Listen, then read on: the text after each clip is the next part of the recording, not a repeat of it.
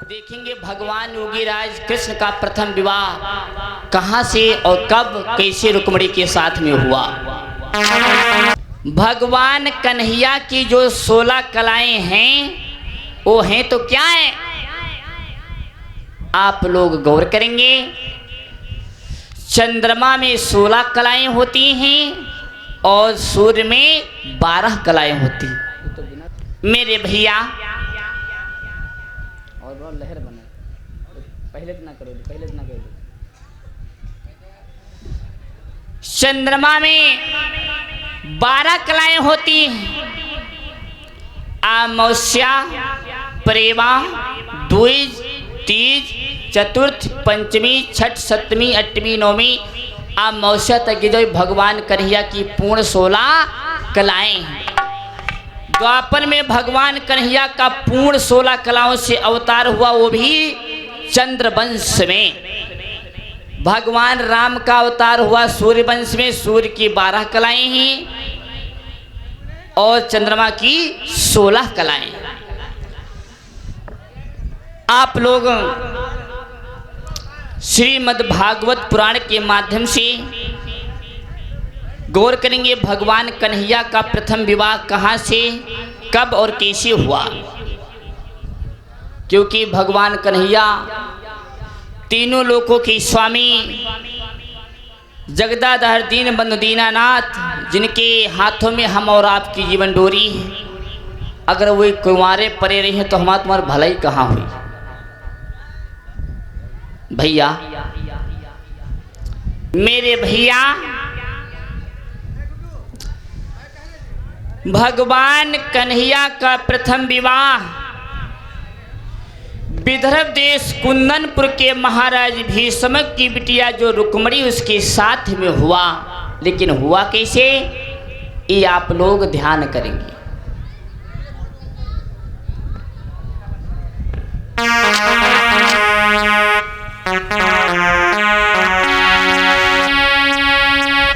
तो रुक्मिणी ब्याह की कथा सुनो, हम सबको आज सुनाएंगे।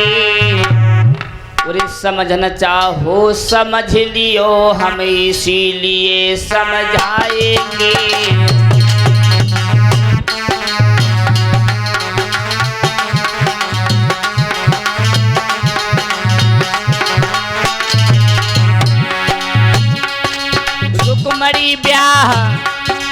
रुक्मिणी ब्याह की कथा सुनो, हम सबको आज सुनाते हैं। और समझना चाहो समझ लियो, हम इसीलिए समझाते हैं।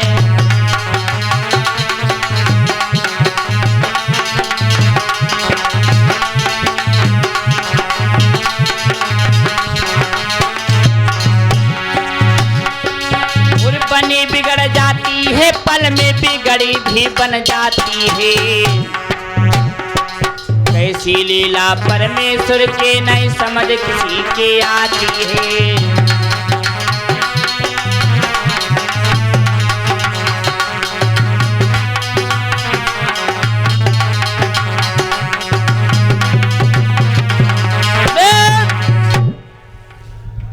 विदर्भ देश कुंदनपुर के एक राजा थे जिनका नाम था भीष्मक। बड़ी सुंदर राजधानी थी। महाराजो भीष्मक थे, ये कुंदनपुर के राजा थे। इनके राज्य में शेर, बकरी एक ही घाट पानी पीते थे। महाराज भीष्मक अपनी प्रजा को प्रजा न मान के बल्कि एक पुत्र के समान प्यार देते थे। और जो राजा अपनी प्रजा को दुख देता है वो बहुत ही नरकगामी, उसे नरक में भी ठौर नहीं मिलता है।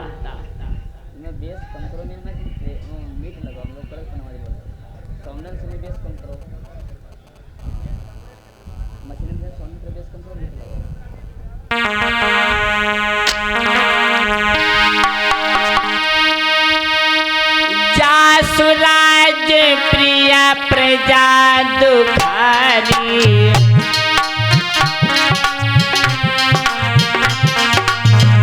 भैया जासुराजे प्रिय प्रजा दुखारी सोन पयवसी नरक अधिकारी।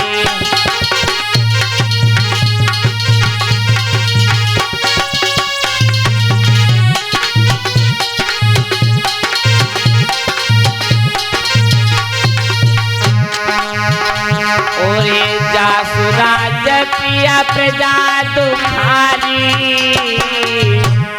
ओ सोन पयवसी नरक अधिकारी।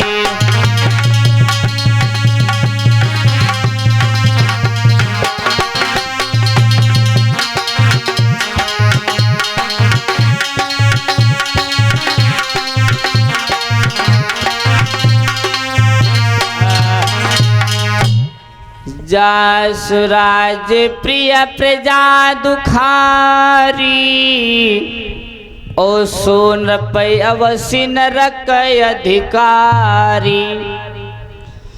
जो राजा अपनी प्रजा को दुख देता हो बहुत ही नरकगामी होता। राजा और प्रजा का नाता जैसे एक पिता और बेटे के बीच में होता वैसे राजा और प्रजा के बीच में रिश्ता होता है। लेकिन महाराज भीष्म की राज में सब लोग बहुत सुखी हैं। महाराज भीष्म के घर में पुत्र हैं दो, एक का नाम रुकुमचंद है, एक का नाम रुकमेश है।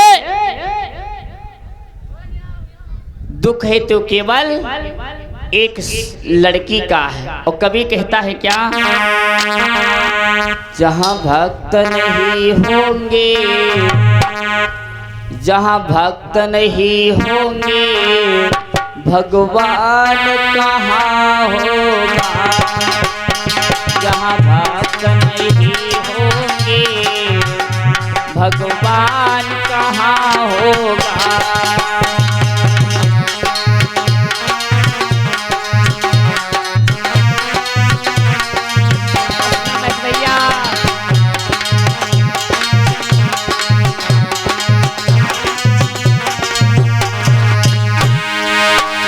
जहाँ भक्त नहीं होंगे भगवान कहाँ होगा। और हर एक समस्या का, हर एक समस्या का समाधान कहाँ होगा।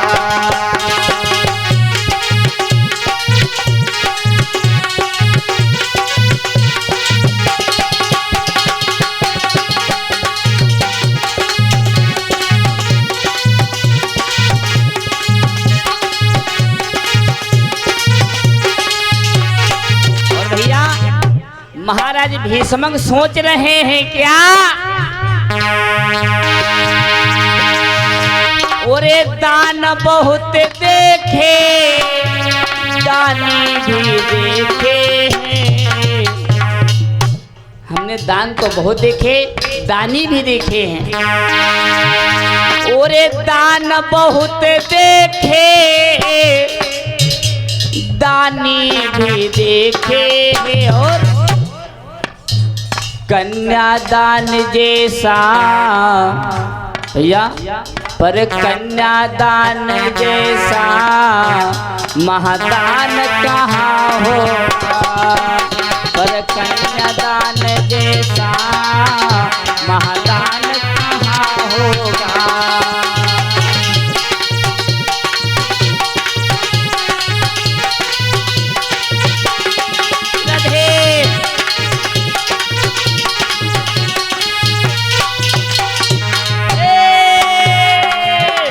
जहाँ भक्त नहीं होंगे भगवान कहाँ होगा।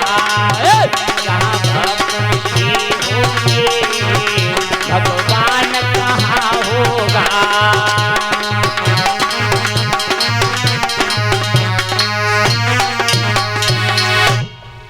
मेरे भैया दुख है तो एक लड़की का।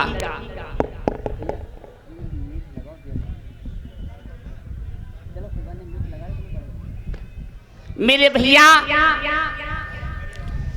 महाराज भीष्मक सोच रहे और सोचते ही सोचते उसी दिनों में महारानी के गर्भ से आंगन के बीच में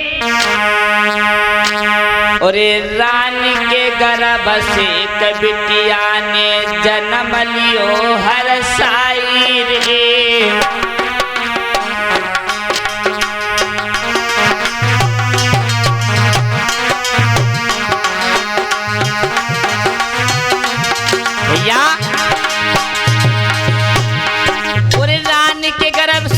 बिटिया ने जन्म लियो हर साई रे। और सूरत देखी जब बिटिया को तन में खुशियां समाई रे।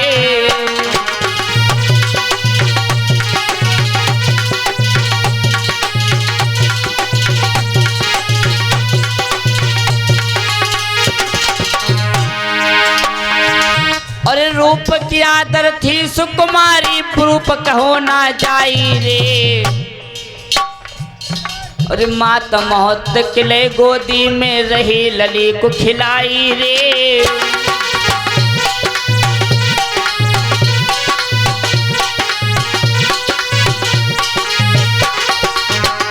उसी दिनों में महारानी के गर्भ से एक लड़की का जन्म हुआ। बड़ी सुंदर बिटिया है।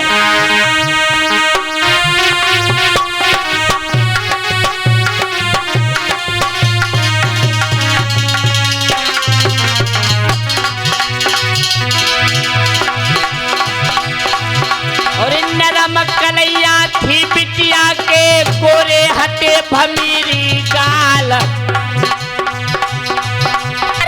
चलत बिटरिया जब अंगना में कौधा हुआ तो स्वर्ग में जाए।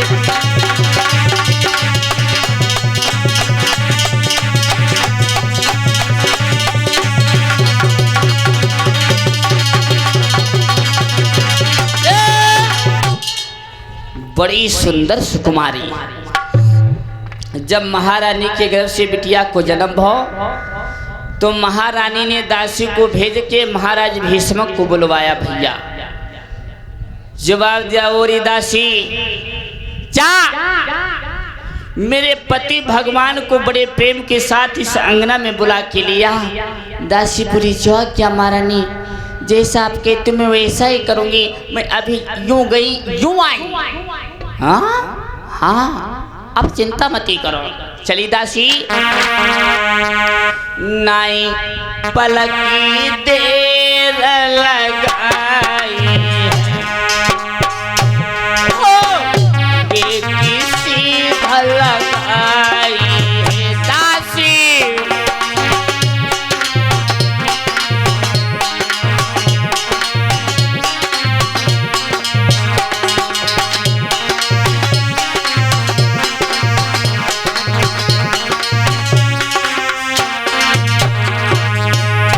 कोई रानी ने दई थी पठाई है, फिर सबको लई थी बुलाई है। राजा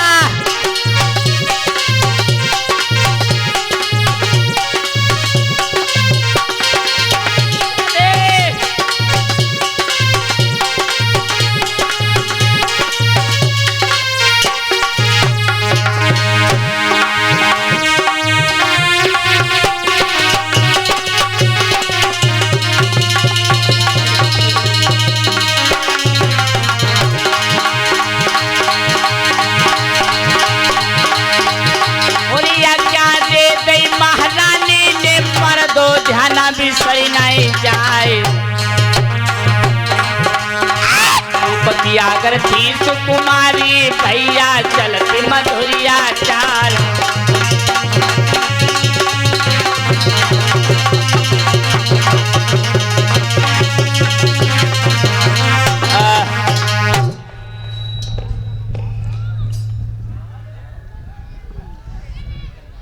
महारानी ने दासी को भेजा। दासी महाराज भीष्म की सभा में पहुंच गई और जब सभा में पहुंच गई तो जवाब दिया, चलो महाराज आपको महारानी ने बुलाया। महाराज भीष्म ने तुरंत ही सभा को बर्खास्त यानी बंद किया। घोड़ा पे सवार हुए, सभा से लेके महल में पहुंच गए। देखा अपने पति भगवान को आते हुए तो सुंदर लेकिन हाँ, महारानी का नियम था, पति के शब्दों पे कहे हुए चलती थी। ब्रह्म मुहूर्त में 4 बजे, आज भी सतयुग त्रेता द्वापर की छोड़ो, कलयुग में आज भी 4 बजे सतयुग का वास होता, वो भी ठीक 10 बजे तक। और जो स्त्री अपने पति के साथ में धोखा करती है वो हम नहीं कहते, शास्त्र वेद कभी कहता क्या, तिरिया तिरिया 7 जन्म दुख पावेगी, जो पति संग दगा करेगी दुल्हन।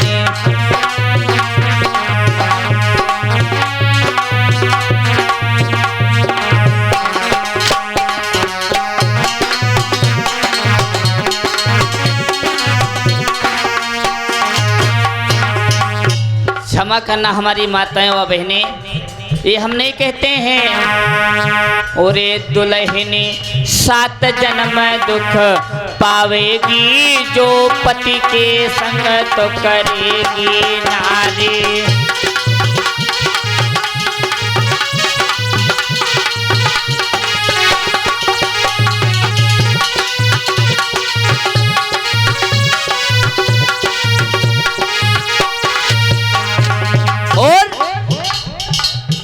एक जन्म कुतिया को पावे,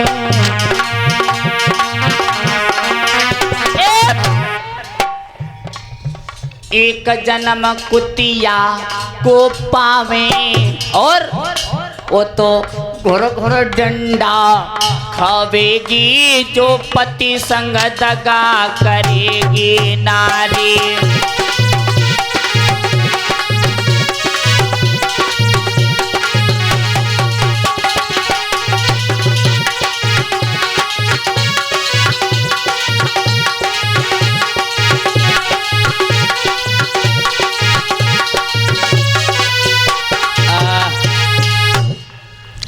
हमारी माताएं बहनें सोचेंगी पंडितवा हमारी बुराई कर रहा है ना, हमें गीत नहीं गाना, केवल चेतावनी दे रहा हूं। आपका पति कैसा भी हो, पति के बातों को मानना आपका धर्म बनता है। क्यों कहा है, ये नारी है विष की कटारी, विशाल भैया, ये नारी है विष की कटारी, बिनते गा घायल कर जाएगी, पर नारी है विष की कटारी, बिनते गा घायल कर जाएगी।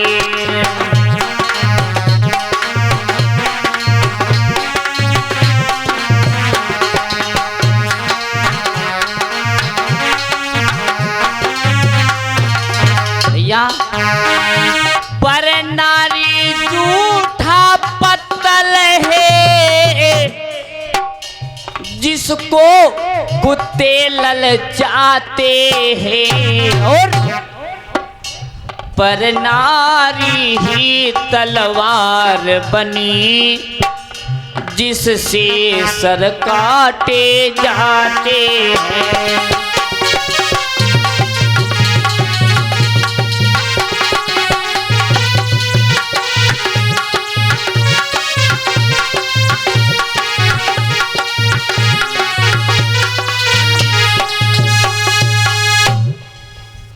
पराई स्त्री से प्रेम करना बहुत ही वर्जित है।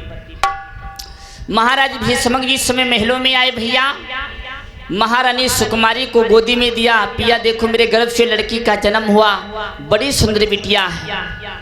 उसी बीच में बाबा देव ऋषि नारद का आगमन हो गया। बाबा देव ऋषि नारद जिसमें मेरे भैया पहुंचे हैं, उस बिटिया का नामकरण किया देव ऋषि नारद ने। उस बिटिया का नाम रुक्मणी रखा गया।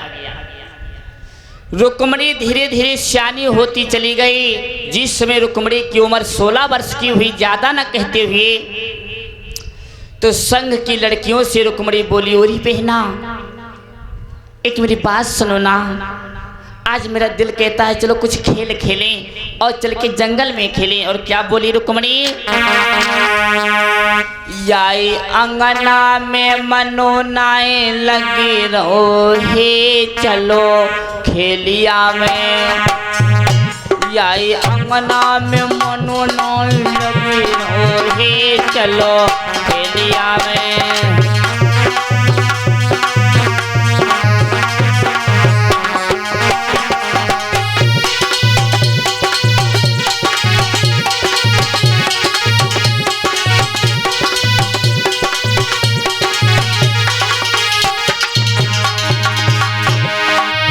चल के घूमेंगी मस्त बहारों में, सुंदर देखूंगी फूल नजारों में। और मेरो संतन को जियरा उमगे रहो हे चलो खेलिया में। या नकटी सुनता न काहे सो रही हो, कौन डकैती डाले गई रहो का। अंगना में मनो नाए लगे रहो हे चलो घूमिया में।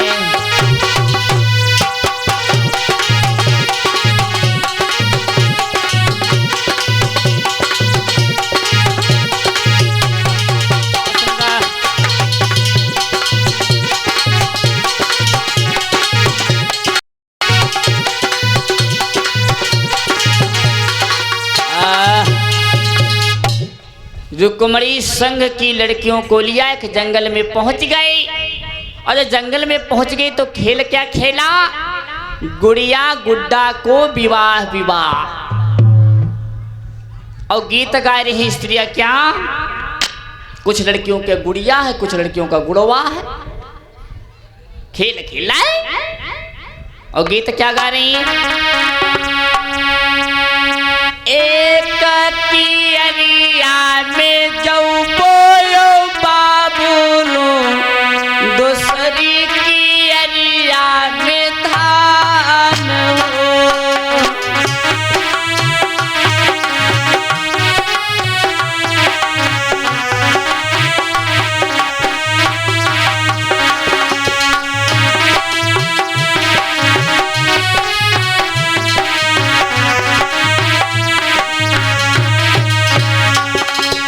बड़े प्यारे प्यारे गीत हो रहे जंगल में, मंगल हो रहे।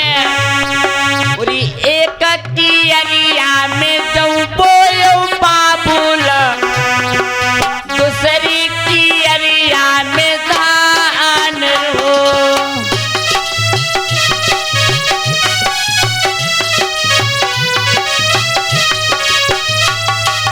और तीसरी की अरिया में तुम बैठो बाबुल, हो सो कुमारी को दानो।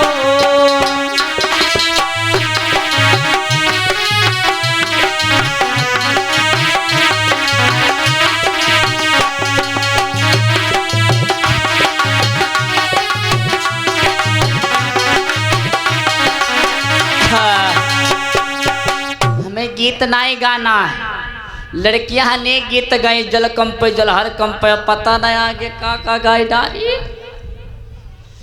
इधर गुड़िया गुड्डा का विवाह भी रुक्मणी खेल रही, उसी बीच में रुक्मणी का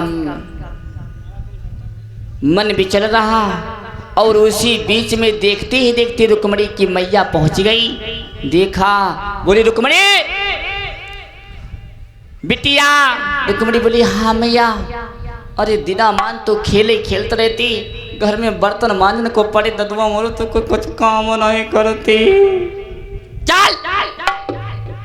रुक्मणी बोली मैया गलती हो गई, मेरी उम्र तो खेल खेलने के लायक है ना।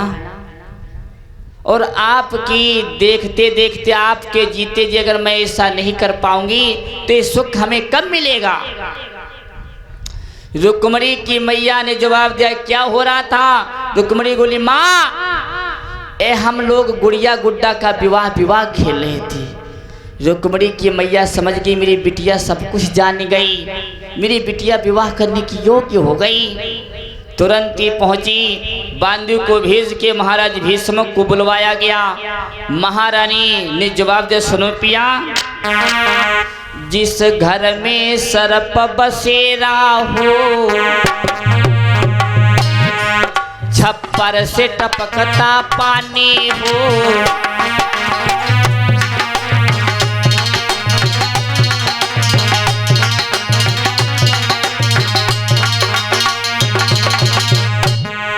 जिस घर में सर्प बसेरा हो, छप्पर से टपकता पानी हो, जिसके माथे पर कर्जा हो और घर में बिटिया सयानी हो।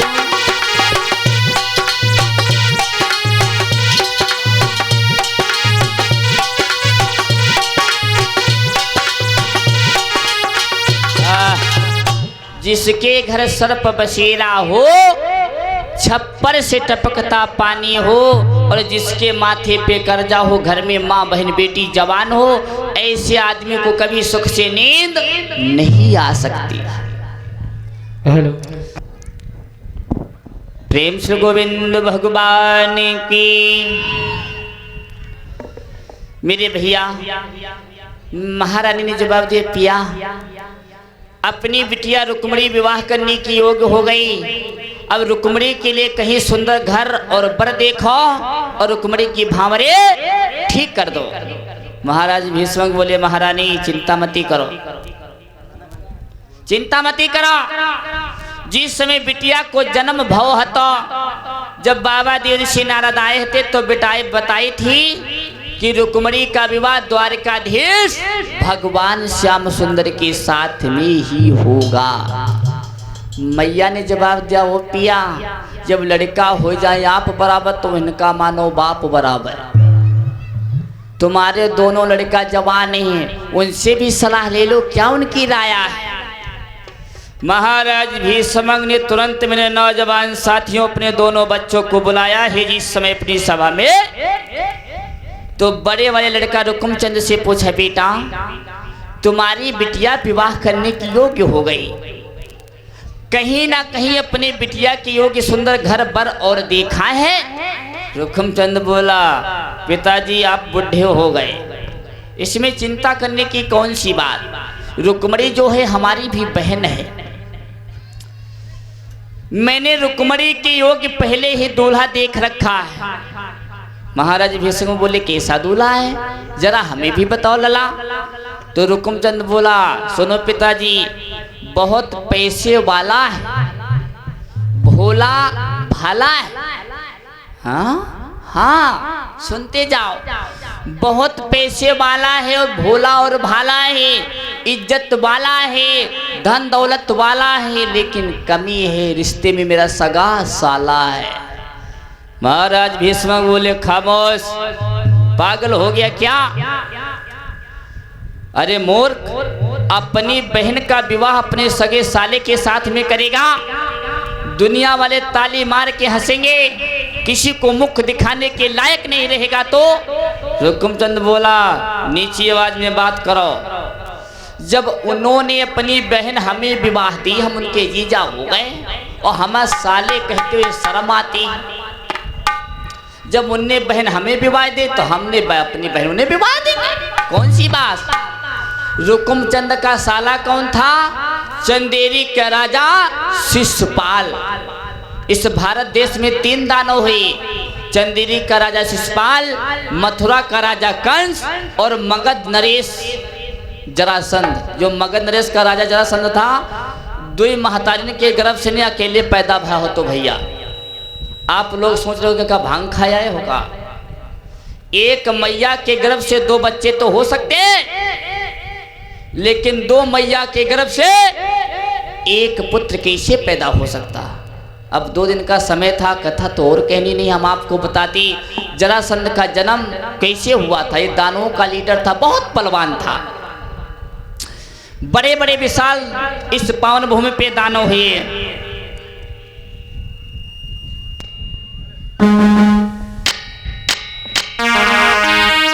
पैदा भय वीरयन कहियन, जन्मे जहाँ भीम गदाधारी, जहाँ जन्म लयो है अर्जुन ने, जिन जानती है दुनिया सारी।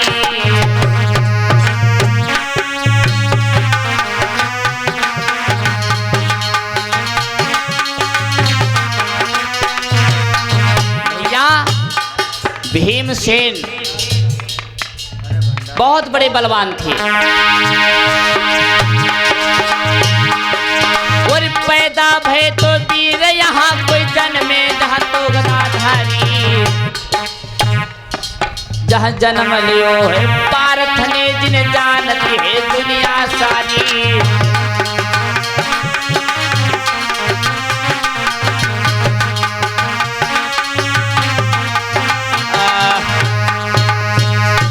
बड़े बड़े बलवान योद्धा पैदा हुए और आवश्यक सूचना ही भंडारा चल रहा है। जो हमारे दूर देश से आए हुए अतिथि मेहमान ग्रामवासी के व क्षेत्रवासी के भक्त लोग, दादा लोग, भैया लोग, अन्यथा माताएं व बहनें भंडारे में भोजन पाने को शेष वंचित हैं, तो भंडारा चल रहा है। प्रेम से भोजन पालें, उसके बाद आराम से बैठ के भगवान की कथा सुने। कथा बंद थोड़ी ना होगी, चलती रहेगी धारा प्रवाह। ये मत सोचना हम खीर पूरी खाए चले जाए कथा बंद हो जाए, चिंता मत ही करो। पहले पेट पूजा करो, उसके बाद भगवान की कथा सुनो। सभी से निवेदन है, जो लोग अभी तक भोजन नहीं पाए हैं वो कृपया भंडारे में जाके भोजन पा लें, अति महान कृपा होगी। बार बार कहने का अवसर मत दें। ये भंडारा एक का नहीं बल्कि सभी का है, ये कथा एक की नहीं बल्कि सभी की है। प्रेम से वृंदावन बिहारी लाल की। इधर रुकुमचंद ने जी इस समय बताया, पिताश्री मेरा साला जो शिशुपाल है, मैं अपनी बहन का विवाह उसके साथ में सुबह ठीक किया हूं। महाराज भीष्म बोले, बेटा जिसमें तुम्हारी बहन रुक्मणी का जन्म हुआ था उस समय देवऋषि नारद आए थे, उन्होंने बताया था कि रुक्मणी का विवाह द्वारिकाधीश भगवान श्याम सुंदर के साथ में होगा। रुकुमचंद बोला, पागल हो गए क्या?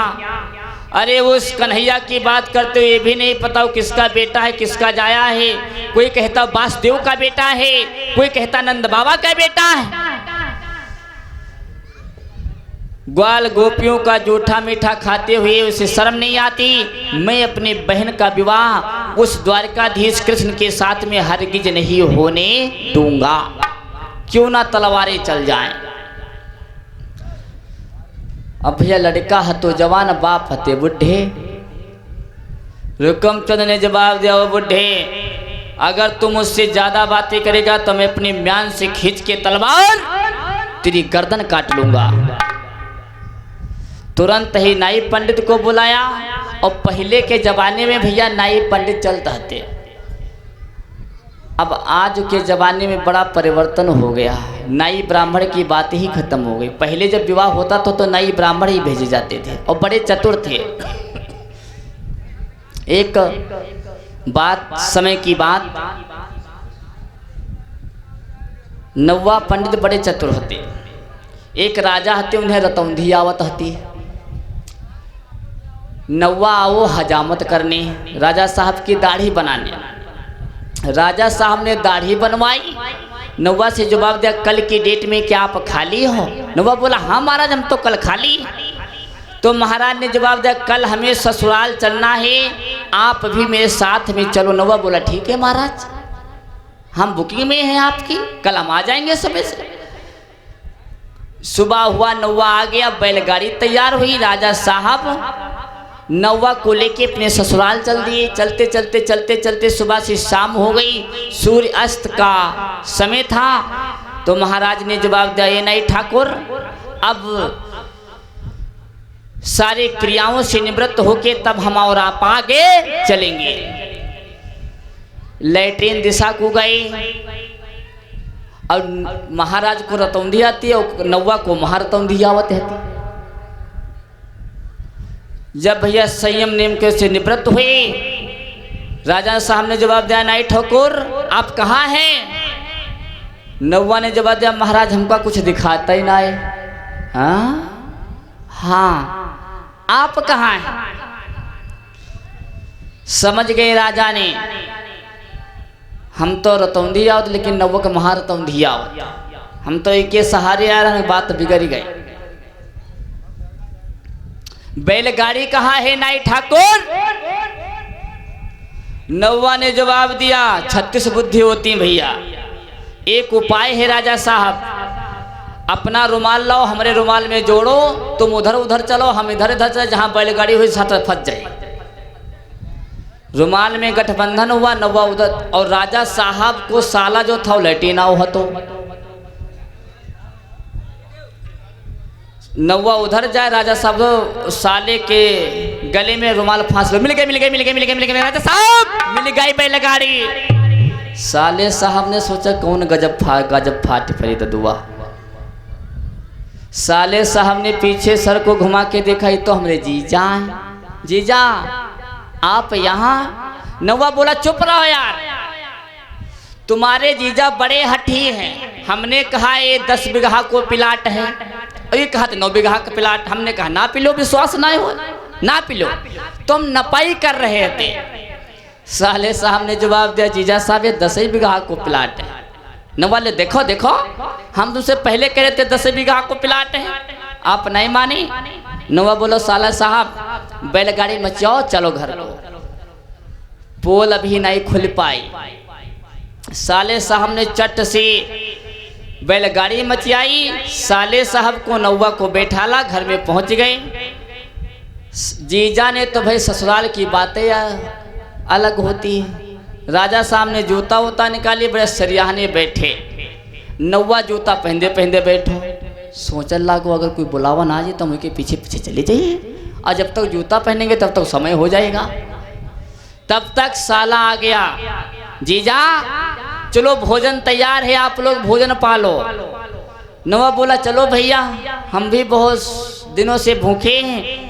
नौवा ने राजा साहब के साले के रुमाल को पकड़ लिया, कि भैया ये रुमाल कहाँ से लाए हते? साले साहब ने जवाब दिया नहीं ठाकुर, ये तो हम खादी भंडार से लाए थे। कितने रुपए लाए थे? 150 रुपए। रुमाल भैया बड़ा नहीं कहे, इतना हमको लेवा देते हो। नौवा बातें फुसलाते हो आंगन में पहुंच गो। राजा साहब जूता पहनने लगे, देर हो ही गई। राजा साहब बोले नहीं ठाकुर कहाँ है आप? नौवा बोला महाराज रास्ता क्लियर है, दौड़ते चले आओ। राजा साहब बोले रिश्ता तो क्लियर है, भागे आगे है तो ना पदान, और भागे घप से ना पदान में राजा साहब गिर पड़े। नहीं ठाकुर ये क्या है? साले साहब ने जवाब दिया जीजा ये क्या कर रहे हो? नौवा बोला यार चुप रहो, तुम्हारे जीजा कत्ता कोई हट्टी आदमी हमने देखा ही नहीं। इन्होंने कहा नापदान में था ही नहीं लगती, हमने कहा था ही लगलाती है। इन्होंने कहा हम नापेंगे, तो हमने कहा नाप लो, ये नाप रहे। राजा साहब ने सोचा नौवा ने बात फिर बनाई ले। निकाला गौ राजा को, नए कपड़े पहनाए गए, पूर्ण भोजन आंगना में बैठे। सरहज ने 2 थालियों में खाना ला के आई, राजा साहब के आगे रख दिया। अब दोनों लोग पीठ दीवार के तरफ खड़े बैठे और थाली पीठ की तरफ। सरहज ने जवाब दिया के जीजा ये क्या है? आप मुंह उधर के। नौवा बोला चुप रहो, तुम लोग बीच में डिस्टर्ब बार बार क्यों करते हो? हमारे यहाँ का नियम है जब भोजन सामने आता तो हम लोग मुंह पीछे करके बैठते, भगवान पता नहीं किस रूप में आ जाए, और जब हम भकर भकर देखेंगे तो भगवान भोग कैसे लगाएंगे? चुप रहो। सरहज बोली जीजा गलती हो गया, आई एम सॉरी, अब नहीं ऐसी बात कही है, हाँ बीच में बोलना मत। नौवा राजा साहब चट से घूमे, कटोरा में सहारी बड़ी बढ़िया दूध सरहज ने 2 कटोरा में रखे गए। भोजन करन लागी, थोड़ी देर में बिलैया आई। अब राजा साहब तो भोजन करने में लगे, बिलैया साड़ी सब खाई गई, चबर चबर। राजा साहब ने सोचा वाह। नौवा बोलो महाराज बिलैया सारी खाई गई, दूध पी गई। राजा साहब बोले अब क्या ना आवे तो बिलंदो की ऐसी की तैसी ना से हुई जाए, सारी खाई गई। और पाटा पे बैठे थे, राजा साहब ने पाटा खिसकाई, हाथ में पकड़ो, तब तक सरहज पूरी डालन आई गई।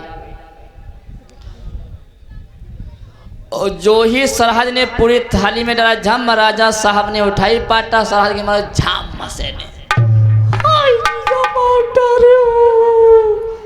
नौवा यू का होगा? नौवा बोला महाराज हमरे बस की बात नहीं, अब बहुत बनाए, खोपड़ी फाट डरो अपने सरहज के। अब हमरे बस की बात ना है। पोल खुल गया कि नौवा और राजा दोनों रतौंधी आ रही। पहले के जमाने में भैया नौवा और पंडित बड़े चतुर थे। इधर रुकुमचंद नाई ब्राह्मण को भेजा, कहा चंदेरी में जाओ मेरे साले शिशुपाल का तिलक कर दो मेरी बहन रुक्मणी के साथ में। नाई ब्राह्मण चले चंदेरी में पहुंच गए। रुकुमचंद का आदेश था रुक्मणी का तिलक नाई पंडित ने शिशुपाल के साथ में ठीक कर रहे हैं। शिशुपाल की भाभी बोली भैया ओ देवर जी ये आप गलत कर रहे हो, क्योंकि तुम्हारी बहन की वो ननंद है उसके साथ में विवाह करके घोर ये पाप कर रहे हो, ये ठीक नहीं होगा। शिशुपाल बोला पीछे हट जाओ भाभी, पीछे हट जाओ।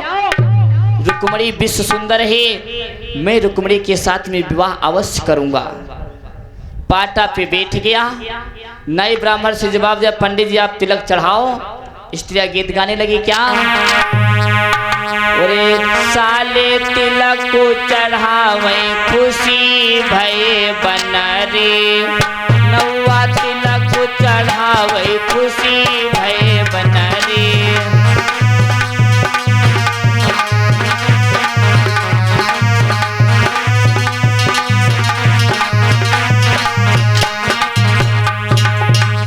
नौवा पंडित तिलक कर रहे रमेश भैया, किसका? शिशुपाल का। बहुत खुशी भई बन रे की अम्मा, बहुत खुशी भई बन रे की अम्मा, बहुत खुशी भय बन रे के तो पापा खुशी भय बन रे, जीजा तिलक चढ़ावे खुशी भय बन रे।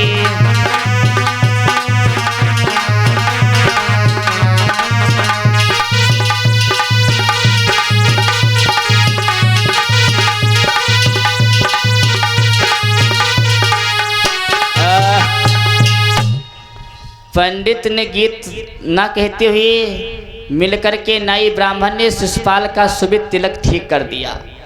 डेट बता दी महाराज, जेठ में अमावस भोर पंचमी को बारात आप लेके चंदेरी से और विदर्भ देश कुंदनपुर में पहुंच जाना। शिशुपाल बोला ठीक है पंडित जी। पंडित जी दक्षिणा, शिशुपाल बोला हमारे जीजा से ले ली हो जाए, जाओ। नाई ब्राह्मण चली आए। समय बीतता रहा। उसी दिनों में एक ब्राह्मण आए गए, वो गीत गा रहे थे हुआ है ब्रजभूमि में अवतार कन्हैया का। रुक्मणी सोचने लगी क्या मेरे प्रभु का अवतार हो चुका है। रुक्मणी को ये भी नहीं पता मेरा भैया मेरा विवाह अपने साले के साथ में ठीक कर चुका है। रुक्मणी सोचने लगी क्या, सोचने लगी रुक्मणी मन में जीवन दिन व्यर्थ हो रहे हैं।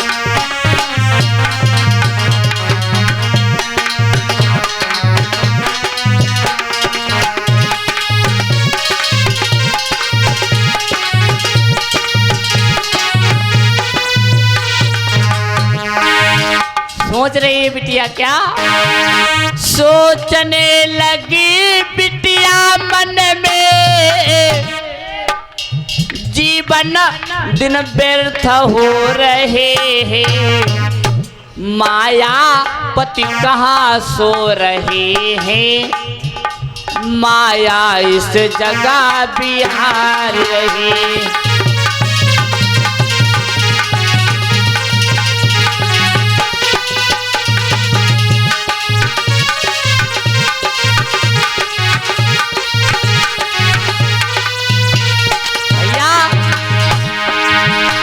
सोचने लगी लाड़ो मन में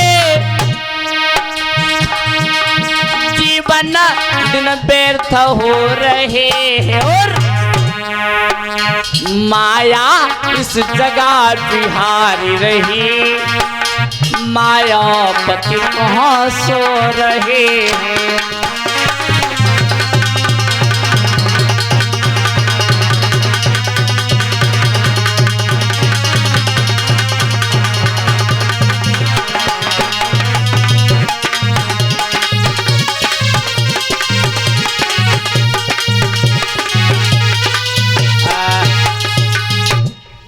रुक्मणी ने सोचा मेरे यानी प्रभु का अवतार हो चुका ब्रजभूमि में।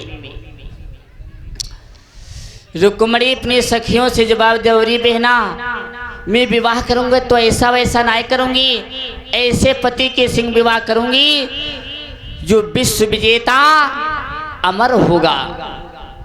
सखियों ने जवाब दिया, हाँ जनती बड़ी बड़ी बातें मत करो, बड़ी बड़ी बातें मत करो, हमसे 4 महीना बड़ी है तुम गोइया और हम सोचते हैं क्या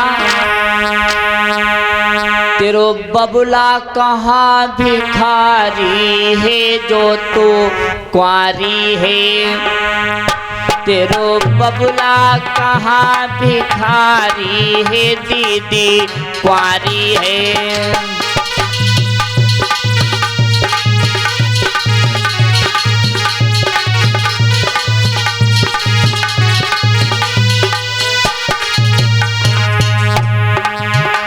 तेरो बबुला कहाँ भिखारी है जो तू कुंवारी है, तेरो बबुला कहाँ भिखारी है जो तू कुंवारी है।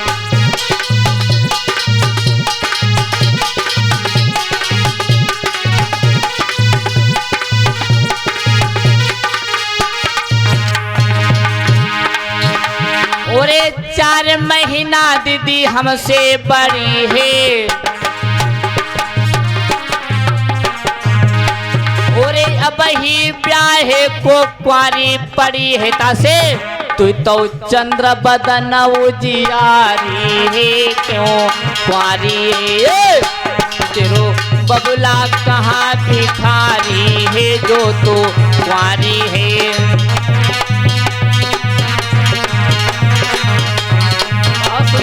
भैया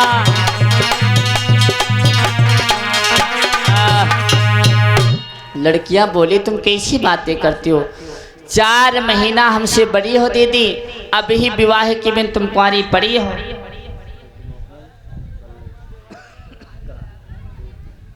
और हमारे परम सम्मानित दादा ब्रजमोहन बलई से 100 रुपया हमें दूध पीने के लिए प्रदान हुई। परमात्मा सदैव सुख शांति प्रदान करे। प्रेम से वृंदावन बिहारी लाल की।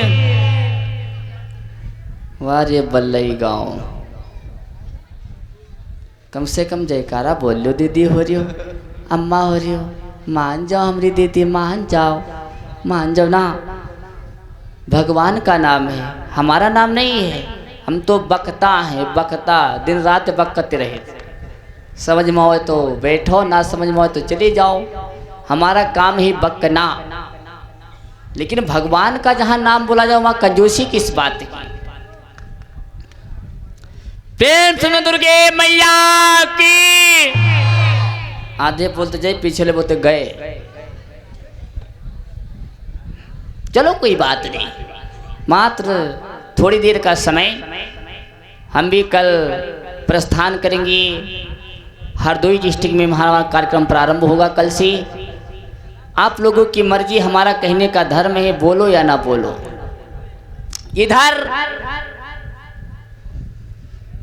रुक्मणी की एक सखी जिसका नाम था चंद्रा, उसने जवाब दिया, ओरी बहना तू बड़ के बातें कर रही, तुझे नहीं पता तेरा जो भाई रुकुमचंद है तेरा विवाह अपने साले शिशुपाल के साथ में ठीक किया। रुक्मणी बोली, नहीं बहना ऐसा नहीं हो सकता, आप झूठ कह रही हो, आप झूठ कह रही हो। जवाब दिया, अगर विश्वास नहीं तो जाके अपनी मैया से पूछ ले। रुक्मणी दौड़ के भगी, अपने मैया के ठीक में आ गई।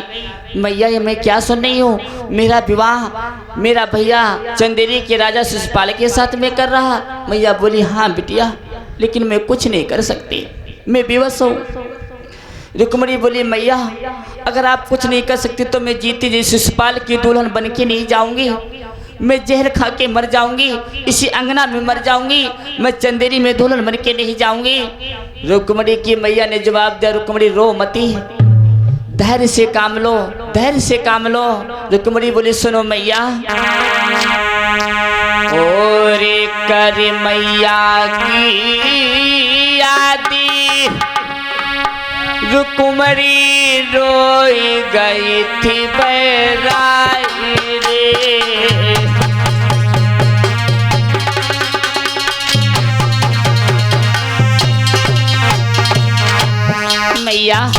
सुनो ना। और कर मैया की याद बिटरिया रोई गई थी बहराई रे। और अंगना के बीच में आज तो दुखिया गैया सीधा कराई रे।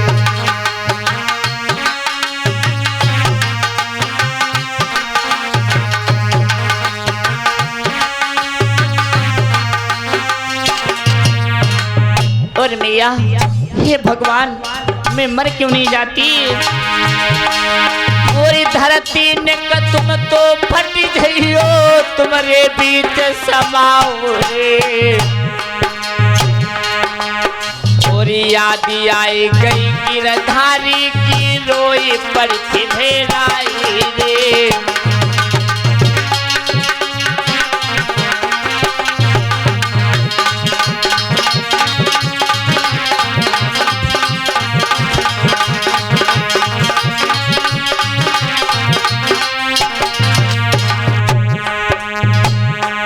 भैया अंगना बीच में बेटिया रुकमरी आज तो रोई रही। भैया अंगना बीच दुलारो रुकमरी आज तो रोई रही।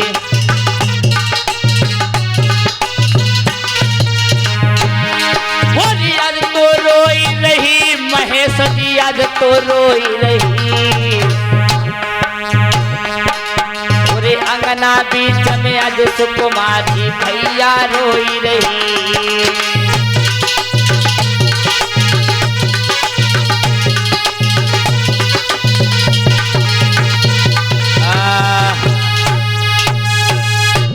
रुक्मणी रो रही द्वार पे बैठी। उसी बीच में एक ब्राह्मण बगल में झोली डाल के भीख मांगन को आ गए। वो द्वार पे भीख